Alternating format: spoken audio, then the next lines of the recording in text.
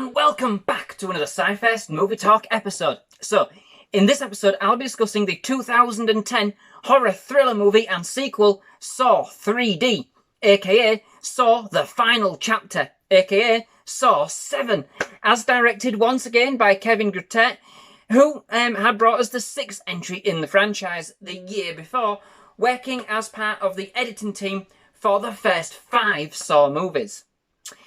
So, as per my reviews for the last few movies, you're probably sick and tired of me saying this, but I will issue the same disclaimer anyway. What I would say is that if you haven't watched Saw 3D specifically, or, to be honest, any other movie in the franchise, then I wouldn't watch this review. Now, I'm going to try and keep it, as I've always done, fairly spoiler-free, but as they kind of move on, by insinuation, it's getting harder and harder just to not give something away, especially for the earlier films. And indeed, they are still the films, that you kind of need to see for the first time without knowing what's going to happen. And the same can be said for all of them.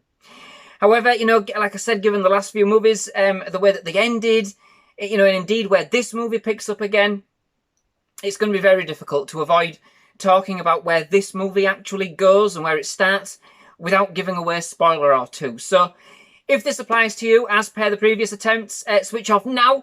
But do please come back to SciFirst MovieTalk. I would absolutely love to know what you thought of this film, this one very specifically as well. I would be very interested to know. I am with all films. I love to hear your comments about the films that I am reviewing.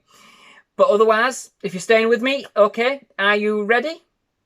So, Saw 3D, it starts yet again, as nearly all of the films in this franchise have done, immediately following the events of the 6th movie, and sees Mark Hoffman, as played one last time by Costas Mandylor, escaping from a trap set by Jigsaw's ex-wife, Jill Tuck, as played by Betsy Russell, designed to remove him from the picture. But he does indeed actually escape, sending Jill on a frantic mission to an internal affairs officer, newcomer to the series, Detective Matt Gibson, as played by Chad Donella, in order to obtain immunity for her complacency in Jigsaw's crimes, in return for providing them with Hoffman.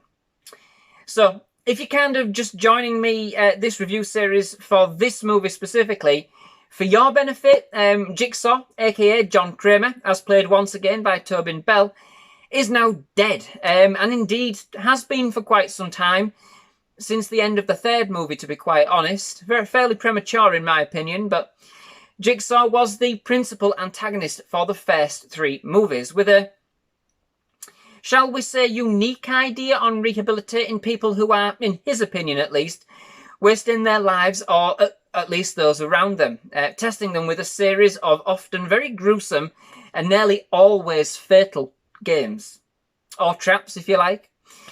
Over the course of the franchise so far, we have actually seen more and more of Jigsaw's story, and modus operandi if you like, along with the introduction of a number of accomplices, namely Amanda Young, as previously played by Shawnee Smith, and indeed Detective Mark Hoffman, who performed the principal lead, or who formed the principal lead, shall we say, from the 4th movie onwards up to this instalment. So Hoffman in this movie, he's starting to show the strain, and in one last-ditch attempt to kind of reign supreme, he initiates a series of high-stakes games of his own, and also closes in on Jill for one final showdown.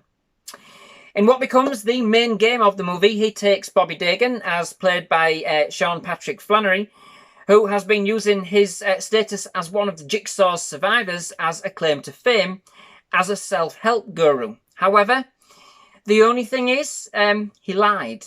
He was never tested. So I bet you can't guess where this movie goes.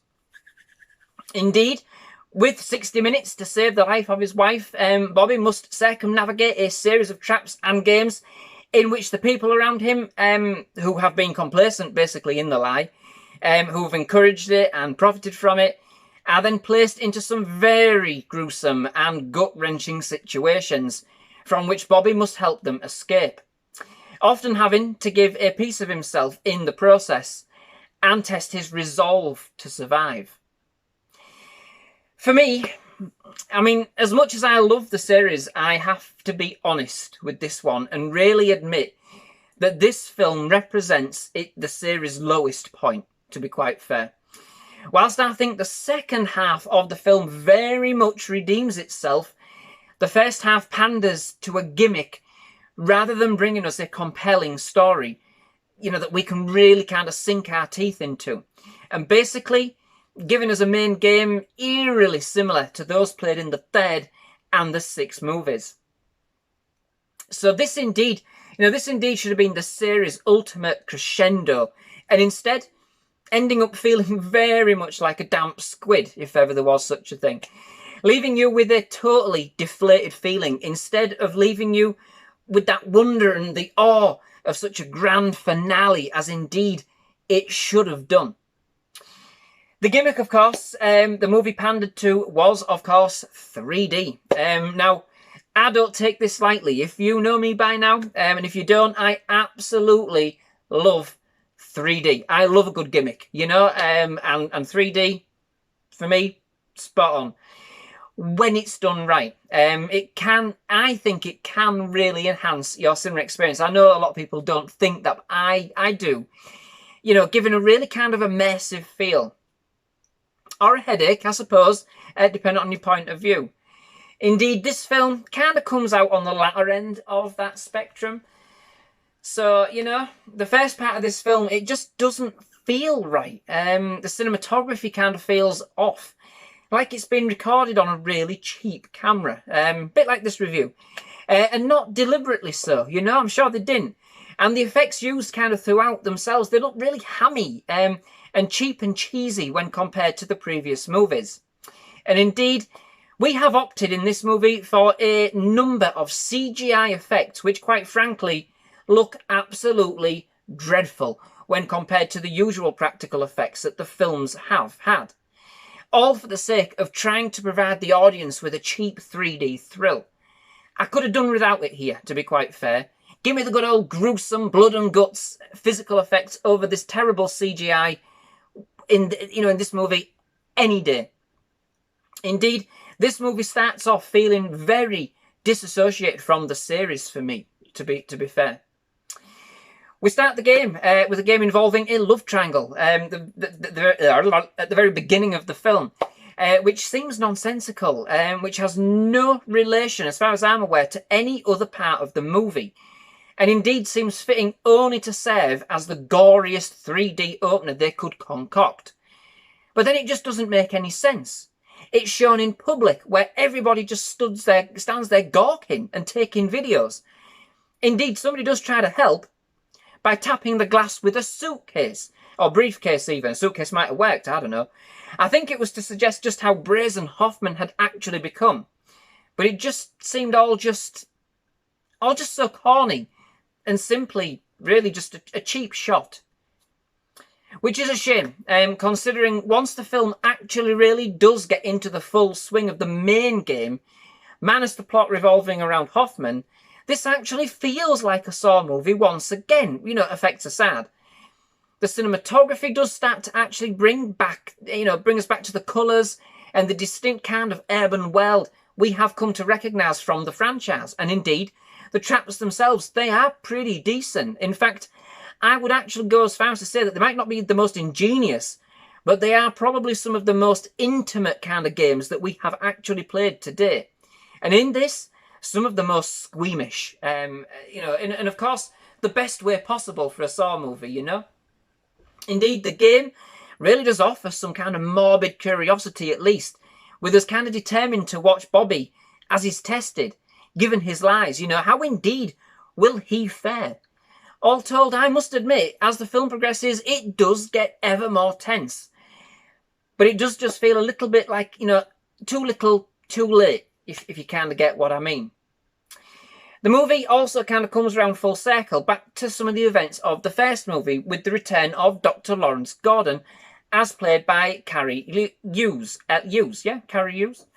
One of the main victims from the first movie, if you remember. But all in all, it does kind of feel a bit rushed in this respect, like yet another tagged-on story that really should have been the pinnacle moment for Jigsaw's life works and the accumulation of this series.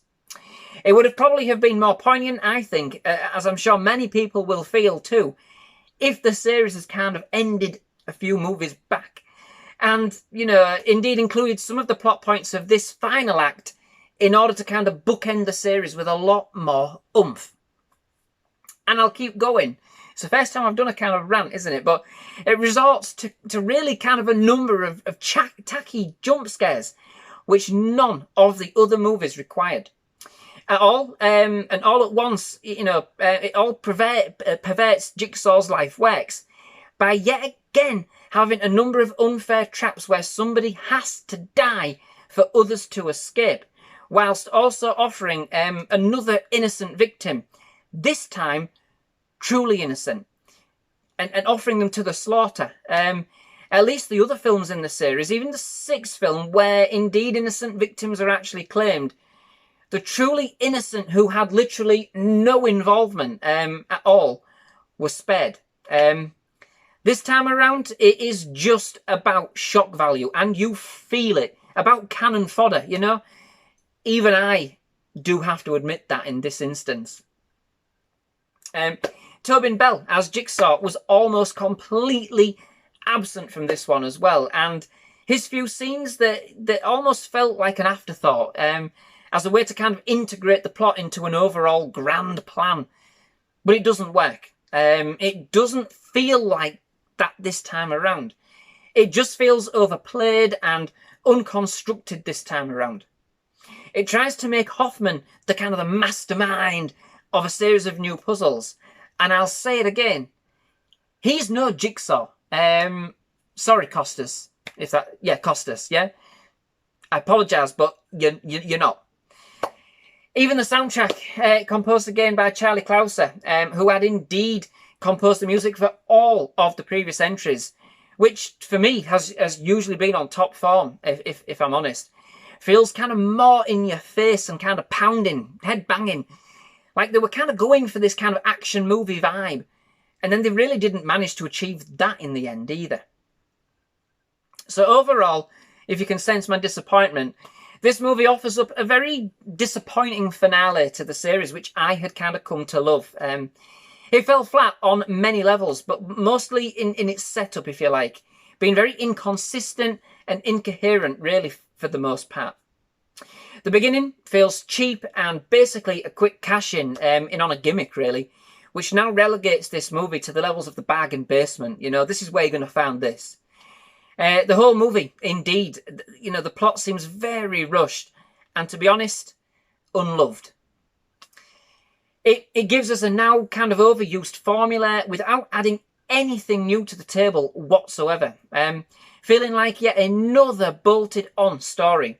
In fact, this film almost felt like it was bolted together itself. Jigsaw's message, you know, has certainly become lost and twisted over time. It really has. With this movie pandering more than ever to the gore and becoming an all-out subpar CGI bloodbath, if I'm honest. It most certainly is the one I care for and indeed remember the least. So, that brings me to the end of this episode. Thank you very much for watching. I do hope you've enjoyed it. If you have, please leave a like. Please do hit that subscribe button for more movie reviews, trailer reactions, and other movie-related content. I've absolutely loved having here at SciFirst MovieTalk, but I would definitely love to have you back. But most of all, thank you very much for watching. Goodbye.